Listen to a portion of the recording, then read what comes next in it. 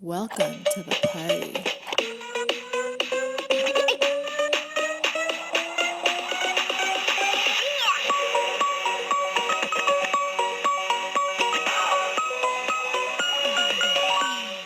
We are on the air again, Johnny and TheGreg, and we are a little trim. We are. We're short. We are. We have an entire podcast dedicated to what happened with the beer talk, and Tino was nice enough to join us on the podcast. Was nice enough to come to my house and give Greg and I a trim. So it was a lot of fun. I had a good night. Yeah, it was awesome. It was awesome. Yeah. So coming soon to a podcast near you. Yeah. But today we have to. I came across something I thought was pretty cool on. It's called Just Facts Official on Instagram. It says a Jamaican man who won $95 million in the Jamaican lottery, which is weird because $95 million in the Jamaican lottery, they can't like I don't know. That just is that Jamaican money or is that American money? Yeah, I don't know. It says JMD. I don't know what that means next to the 95 million. JMD lottery jackpot. Jamaicans, I don't know. Anyway. Okay. Oh yeah, sure. Yeah, he came to collect his winnings dressed up as Darth Vader. The man who goes by the name W. Brown wore the costume to keep his identity a secret, and I thought that's what we should talk about today. If you win the lottery. Okay. Everybody thinks the lottery is this amazing thing when you get it. And you're so lucky and you got millions of dollars, but they don't tell you every little part that you have to handle. No. So let's talk about it. Well, what you said is a Wisconsin law, right? Yeah. So in the state of Wisconsin, I don't know what the threshold is for this, but if you win like a certain amount of money, let's just say it's over 10 million or something like that. You have to identify yourself. You have to publicly, like, you go to the lottery office and pick up that giant oversized check, and they get to take pictures of you and do publicity and do all that stuff. And it's, I don't think you get to be anonymous. Like, you have to. And you said a threshold, so you're talking about a certain amount? I think it is, because I know another guy. He was a bar owner here in my town. Won like, I want to say like $2.5 million, I think, or something along that. And I don't think he had to disclose that, but everybody. I mean, he sold the bar. I mean, he was kind of like, I'm retiring. Yes. So I don't blame him. Yeah. So I think I don't know. I don't know if he had to go public with that or not, but can you? I don't know. Can you? Okay, let's say we win $1 million. My mother always used to say, "I don't need to win 130 million. Just give me $1 million. Just give me $1 million. I'll be fine." Could you live off of $1 million nowadays? Could you do it? No. I don't think you could either. The last statistic I heard was like you need to have like 1 to 2 million for retirement saved up. Like that's like 65. I mean, the average age of an American male, I think, is 73 now. Yeah. 74? Can you retire with $1 million? Well, I mean, you can if you're extremely cheap. Yeah, I mean, that's the other thing is that it depends on your lifestyle. I mean, if you want to, like, I mean, I've been to your house and you've been to mine. We've seen how each other lives. Like, $1 million isn't going to cut it, and that's not to say that we're living high at all. I mean, I mean, our show used to be called In the Middle because we're middle class. I mean, that's what it is. Yeah, pretty much. I don't think so. I don't think you could do $1 million anymore. I don't think you could either. It says here, on average, a 1 million retirement nest egg will last 19 years, according to 2019's report from Personal Finance. So it lasts longer than I thought it would. But yeah, me too. It's certainly possible to retire with 1 million in savings, and many Americans live on much less. Yeah, no kidding. Yeah, they do. Yeah. I saw a thing where a guy was talking about if you win the lottery, they give you a choice. Do you want the lump sum payout? Right. Or do you want to take payments every year for the next, I think it's 25 years. So what would you do? I would take the lump sum. Interesting. Which is, Explain. And the lump sum is significantly less than your. My camera's off just a touch. There we Sorry, go. I think mine. So with the lump sum, let's say you win, just to keep it, a decent amount. Let's say you win $100 million. Okay. If you take the lump sum, you may only end up with like $48 million after And that's they because take of out taxes. well taxes, and then the lump sum is just less. Like that's part of the behind the scenes of the lotteries. Like, we can pay you all right now, but if you take the payments over the years, they're like the payments over the years. So if you had 100 million, let's say you're going to get 52 million after taxes. Yeah. And I'm just throwing that out there. Right. Your 52 million, if you take it over 25 years, you will get your full 52 million. Or you take a lump sum and it's going to be less. Well, with that, what they don't tell you is that your payments, they aren't even payments for the next 25 years. Those payments increase as you get down to your bottom. So you've got a couple other factors in there. Some people that win the lottery, some of them are older. I mean, if you're already 60 years old, 65 years old, and you have to make it another 25 years, and you're like, I don't know if I'm going to be able to make that, even though I'll be able to afford the best healthcare in the world, maybe that's not a good plan for you. Okay, because when you die, it's just like whatever's left over goes back to the. You can't will that. You can't will the rest of your winnings. No, not the payments. No. Now, is that just Wisconsin, or can you will? Does that depend on per state? What I was reading, it was kind of like general law, and I say Powerball because Powerball runs in multiple states. Right. Yeah. So that's the one that I'm the most familiar with, I guess you'd say. Yeah. So I know that's not like you can't will those payments. Meanwhile, if you take a lump sum payment, so you take that 48 million, and let's say you just invest some of it in your basic savings account, which is going to earn you like what 2% a year or something like that. Yeah. And the article I read did the 25-year. You're still better off taking that lump sum, putting whatever you want away over the next 25 years. You're still going to end up with more money than you would not had you taken the over the worst 25. Okay, would you say it would be better? I think it'd be better if middle-aged men like you and myself, if we won the lottery now, we'd get the lump sum. But if you and I won it when we were 21, would it be better to get it at substantial payments? So because I'm guessing for the first 5 years we blow it. There is that. There is that possibility. So it might be a maturity level.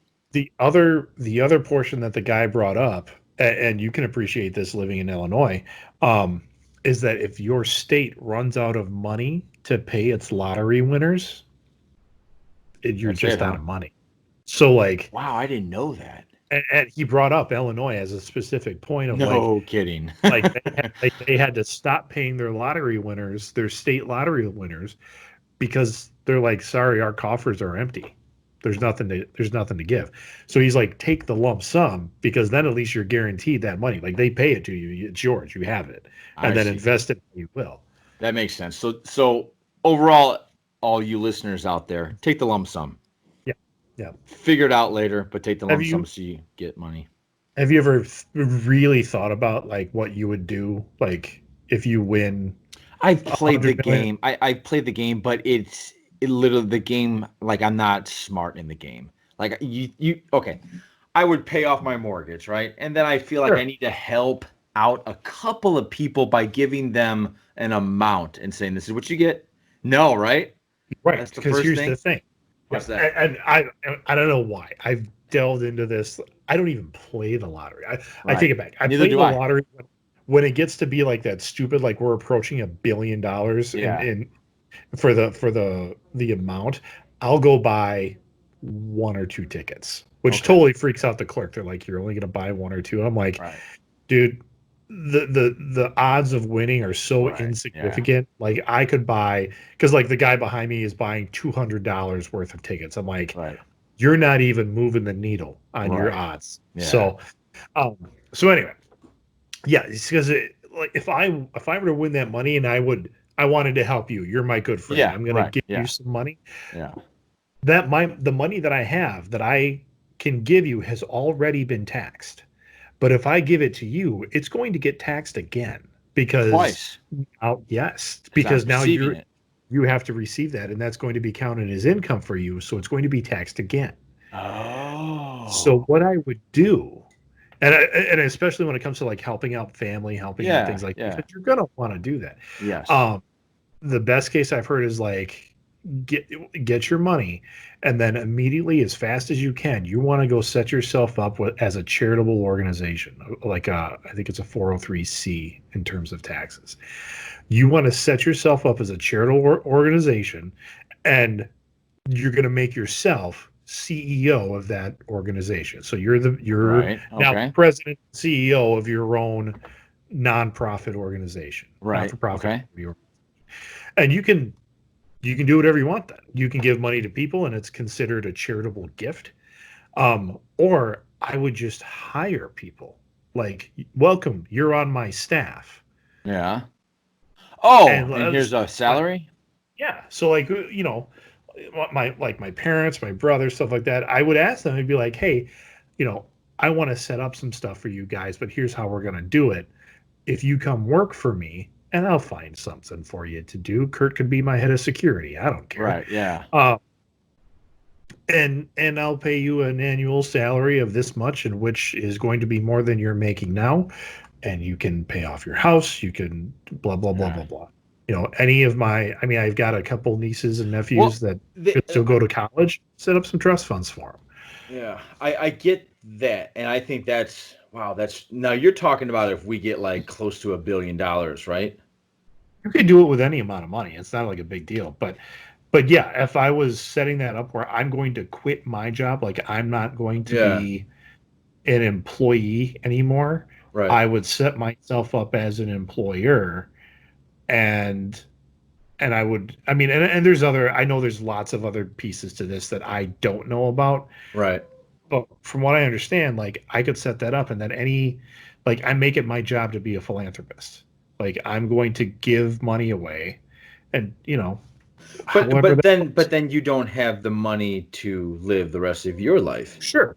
As CEO, I pay myself out of the charitable organization. I pay myself an annual salary of whatever it is I want, and that's how I make my money then, because I'm CEO of this. So that's your plan. So obviously, if the good Lord graces you one day with $100 million lottery thing, that's the idea. Yeah. Yeah. Yeah, I've never thought that far ahead. Like, but I've got a lawyer of mine who'd be like, I'd go to him and be like, "Hey, can you help me set this up right away?" Yeah, that's interesting. I've never thought of that. Yeah, I'm not that much financial wizard is not under my not at all. But that's something I never thought of. My first thought was I would almost try to just have my lawyer go get it, so nobody would know, because I'm afraid that you start the woodwork. All those little things that come out of the woodwork going, hey, man, I hear you have some money. I need some help, because that will happen. And and with a nonprofit, when that happens, be like, you know what? If you need some help, I understand. We've got a whole application process for this, and we'll see what we can do. Wow. And then anything you give through your charitable organization, I believe, is a write-off. Oh, you've thought of this. Yeah. And wow. I don't know why. I think you know what, Greg, I don't think you're the only person. I think a lot of people think about, what am I going to do if I win the lottery? I've always tried. My angle has always been to absolutely keep it a secret, right? And if I could keep it a secret, and not quit my job, believe it or not. But I would probably be throwing a lot more caution to the wind with my job. Yeah. And I would just I wouldn't try to touch that money. I'd pay off my mortgage, and I'd pay off like whatever cars we have. And then the rest of the time it's like, okay, I have a job to pay for the rest. No, you're going to quit your job. You think so? Yes, you are absolutely going to quit your job. And I'm not saying you hate your job, but your job has very little to do with your identity. I mean, you like I know what you're saying. you I know what you're love to saying. do the fitness thing. So Yeah. what you would do, I'm not saying that you're going to build a gym and open a gym, but Right. you would be like, "Hey, do you want someone to be your trainer? I got you. We can do I would probably try to put a lot into this. Yeah, well, and that's just it. I mean, Yeah. that you do those things that you actually care about that don't really provide you income, Right. but you love doing. Yeah. And then Yeah, that's true. you make those your focus. I mean, Chris and I in our lives have had a couple points where we've had money and to the point of like, okay, if you're going to give away, so like if you believe in tithing, which is 10% of your income or whatever it is, no one ever says that you have to give that to a church or to a church or a charitable organization. You can do that however you want. Right. And so we've had some times where it's like, well, you know, I've never gotten like a bonus check, but like something will happen where we'll be like, hey, we got a little bit, we got like a little chunk, and what are we going to do with it? Well, we should tithe it. Well, what are we going to do with that tithe? And we've went out and bought like gift cards, just like regular Visa gift cards, and then you just like randomly give them away to people that you have heard of that need it. Okay. Or you do the, you know, you got the mom of 4 kids that's like struggling in the grocery store. Yeah, they're struggling in the grocery store, and you're just like, hey, you know what? I'm going to buy your groceries today. Zip, and you just do that. That is awesome. Yeah. I mean, no, I agree with you with that. You walk out of there on just like a high. And it is, I'm not going to say it's completely not selfish because you feel so good after doing it that I could see where that could get addicting. Like being able to do that level of absolutely. I've been not the victim. I've been the recipient of someone paying my toll. You know, the Illinois highway. Like I would drive up back in the day, and this was a while ago because now we have the iPass, but back in the day, it was one of those situations where you always had to pay money. And I remember driving up and the guy goes, the car ahead of you paid for you. I was like, what? I don't know. There must be a mistake, you know? But they were like, no, they just did that. And I was like, wow. And I thought, wow. And that was right around the time Pay It Forward, that movie came out with Kevin Spacey and stuff. And I was like, okay, so I'm going to do that. And you're right. I did that. And the next time I had an opportunity, I did that. And you're right. Now people at Starbucks will just be like, I'm going to pick up the order of the car behind me. I mean, stuff like that. I would do a lot of that, and not have to worry about is that gonna eat into my budget for whatever. Now, don't get me wrong. I'm gonna have toys. I'm gonna have like I would go pay cash for a vehicle somewhere if I could. I mean, there's. What kind of car would you get? What's your dream car, Greg? Oh, nothing crazy. Nothing. Yeah, nothing mine isn't either. I would definitely go buy a truck, like a brand new, like one of those like F-150s type things. Yeah, probably it's something like that, like a new. So Wisconsin. Yeah. I honestly, I would get a Jeep with all the trimmings. Yeah, well, I mean, I all would the get trimmings. Yeah. I would have a truck because there's just times when a guy needs to have a truck that can haul stuff. I would probably have, like an SUV for the family to get around in. But honestly, I still kind of like my car, so I don't know if I would really. Speaking of cars, this goes a little bit off center, but this is who we are, of what we were talking about with the lottery. But Greg, you and I are a fan of minivans. Nobody knows that, but we are actually fans of minivans. I thought I was the only one. It embarrasses the hell out of my wife. You got to let that go. You and I we had some car trouble.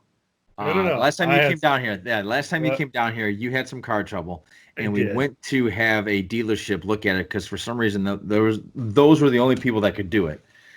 Anyway, we're in there, and it's a Jeep. It wasn't a Jeep place? Chrysler, Jeep, whatever dealership. Yeah.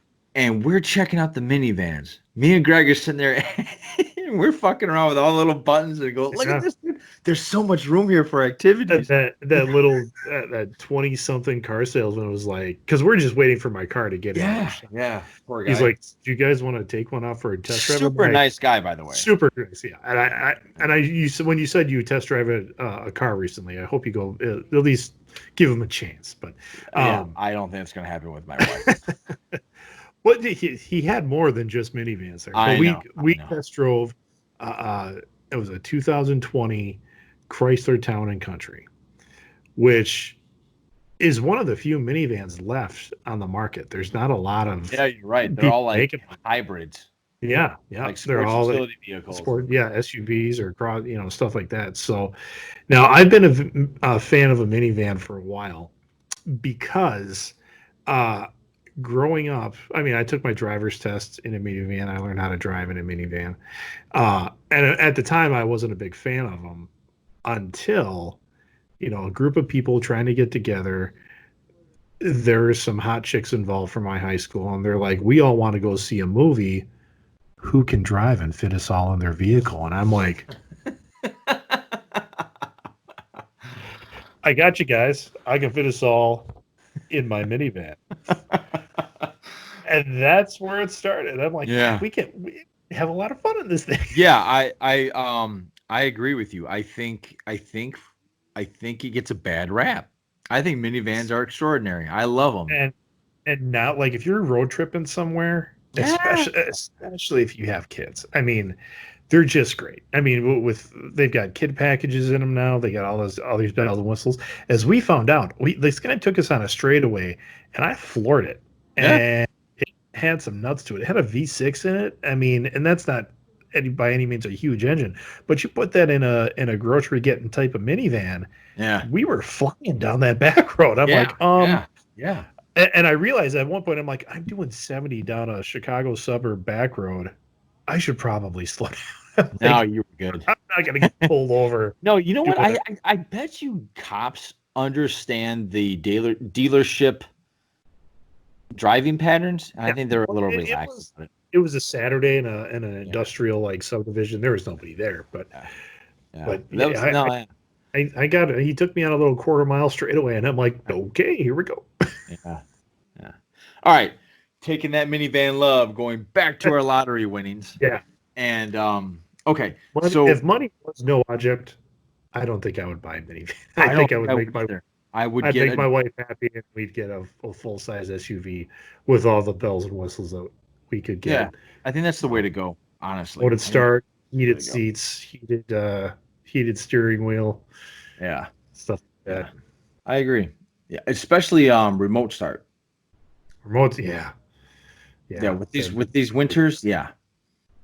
There's nothing worse than walking out at 5 a.m. ready to go to work, and everything is like the wind bites you, and it won't. Yeah, it's just it hurts. It hurts definitely.